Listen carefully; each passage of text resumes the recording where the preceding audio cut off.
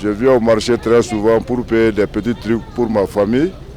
Bon, présentement, quand l'embargo s'est levé, tout est cher. Mais présentement, ça commence à aller parce que le prix de l'huile même, le demi fait 650. Or qu'avant, c'était jusqu'à 1000 et quelques.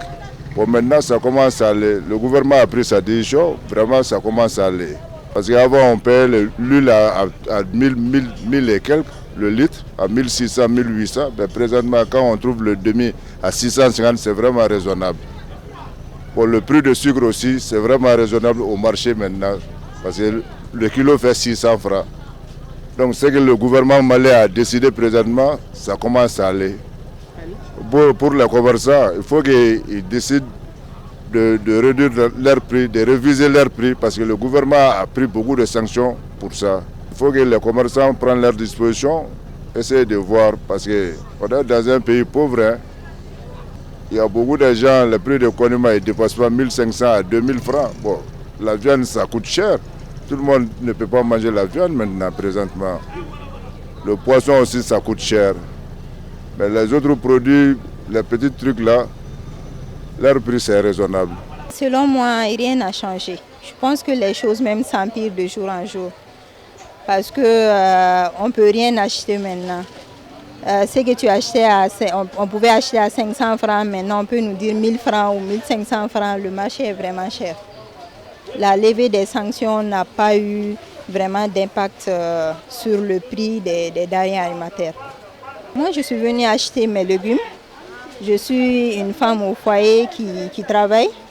Donc, je n'ai que les samedis et les dimanches pour venir faire mes courses. Je viens comme ça d'un mariage. Je profite, il est même 17h passées, mais je suis obligée de faire le marché de la semaine avant de rentrer. C'est vrai, l'autorité a son rôle à jouer, mais je lancerai un appel aux commerçants afin qu'on puisse voir ensemble pour que les choses puissent être abordables pour la population. Ce n'est pas facile, ainsi que les agriculteurs, que chacun travaille, que chacun joue sa partition pour que les choses puissent être moins chères sur le marché. Ensemble, on puisse se donner la main pour que ça aille. Il y en a qui disent qu'il y a certains commerçants qui augmentent les prix sans que ça ne soit justifié, qu'on se donne la main pour pouvoir traverser ces moments difficiles-là. L'embargo a été levé, c'est vrai, mais il s'est trouvé qu'avant l'embargo, pendant l'embargo et après l'embargo, il y a eu des phénomènes qui ont renchéri le coût de la vie. D'abord, avant l'embargo, c'était la Covid-19. Alors, l'embargo est rentré dans la période de Covid-19 et ça continue. Après l'embargo et pendant même la période de l'embargo également, il y a eu un autre embargo plus dur, ça c'est la guerre de l'Ukraine, qui a entraîné vraiment ses corollaires de trucs. Et ensuite, le pays également se trouve dans une situation de guerre depuis 10 ans. Donc voilà, tellement de problèmes à la fois qui ont convergé vers le fait que les prix ont connu l'ascenseur. Il y a des choses, des phénomènes qui dépendent de nous, mais des phénomènes qui ne dépendent pas de nous. Tout ce qui dépend de nous, c'est que quand l'embargo a été levé, c'est certainement les produits qui étaient dans les ports qui devaient faire des déviations dans certains ports ou bien qui allaient avoir des surcoûts ont été évités. Mais sur l'échelle internationale, il y a des prix qui ont graissé. Et aujourd'hui, c'est partout. Ce n'est pas seulement qu'au Mali. Cela fait qu'aujourd'hui, c'est une crise mondiale que nous connaissions, que nous traversons, et que nous devons comprendre que la fin de l'embargo n'est pas forcément la fin vraiment de la crise actuelle. Les crises se sont juxtaposées. Et c'est ce qu'il faut aujourd'hui que les prix, contrairement à ce que nous pensions, n'ont pas connu vraiment une baisse conséquente. Mais il faut également reconnaître que dans notre secteur, je le dis toujours, qu'il y a les brebis galeuses. Il y a des gens qui ont profité de cette situation pour pouvoir vraiment renchérir certains produits qui ne doivent pas connaître la hausse des prix. Ça, vraiment, c'est pas bon. Je suis un opérateur économique, il faut qu'on soit franc, qu'on dise ce qui est vrai, et qu'on dise vraiment, qu'on soit courageux d'affirmer haut et fort des choses qui ne sont pas normales.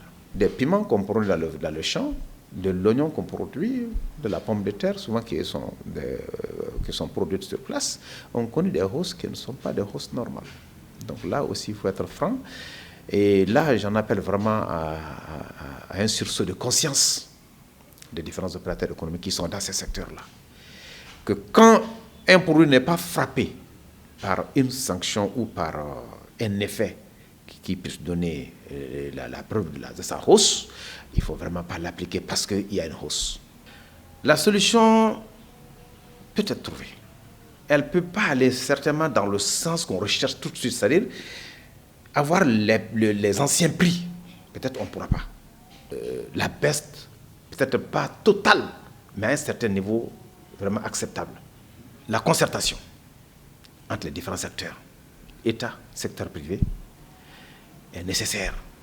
C'est-à-dire prendre tous les acteurs, prendre une journée, tous les acteurs impliqués dans le secteur privé avec les décideurs, qu'on soit autour d'une table, juste une journée.